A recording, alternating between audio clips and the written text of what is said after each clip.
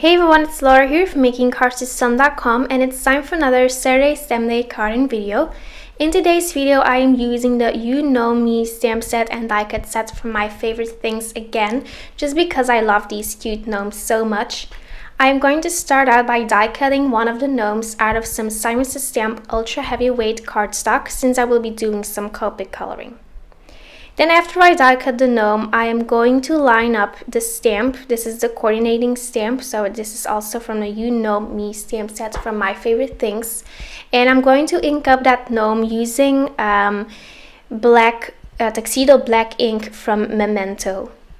First, I am going to color the beards, just like I did in my previous video. I am using the NO marker first to add some stripes, and then I'm blending that together using the colorless blender.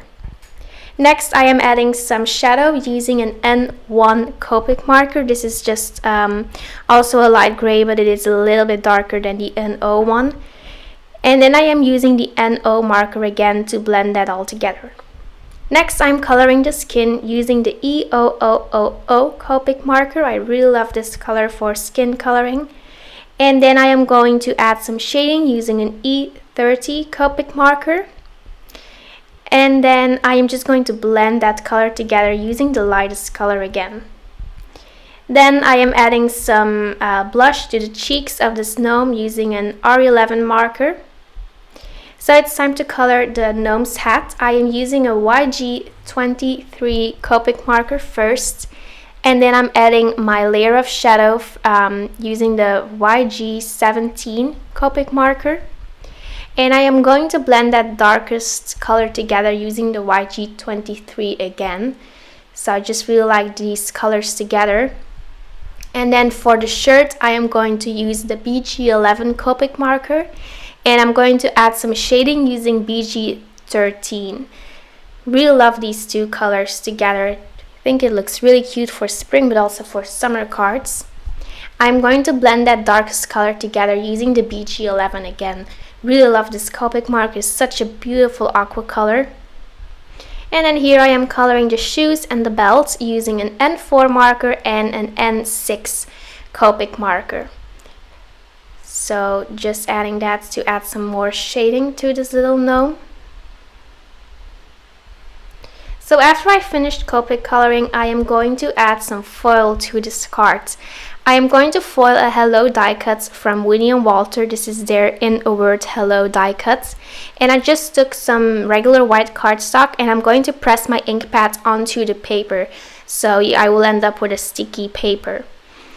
Then I am using the bonding powder from Wire Embossing Powder. You could also use some regular clear embossing powder or white embossing powder, but I just really love this bonding powder for foiling, since it's just a super sticky embossing powder and it's actually made for foiling, so it works perfectly.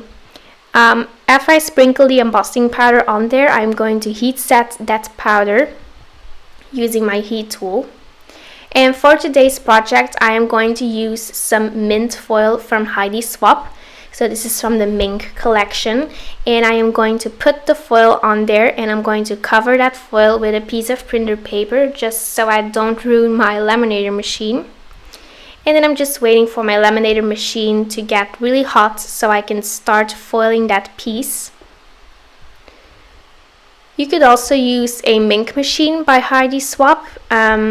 I don't have one, but so I just use my regular laminator. So after I run that through the laminator, I'm going to peel off the foil and I'm going to line up my die cut just so I can run that through my Big Shop machine. And here is the finished die cut piece. I really like how shiny that is. The foil is just super pretty and it comes in many colors, but my favorite is the mint foil. I wanted some extra dimension, so I die cut that hello greeting once again, but this time I die cut it out of some fun foam. And I'm going to adhere that foil piece onto the fun foam using some Tombow Mono multi-glue. After lining that up, I am going to adhere the heart onto the card using some foam adhesive.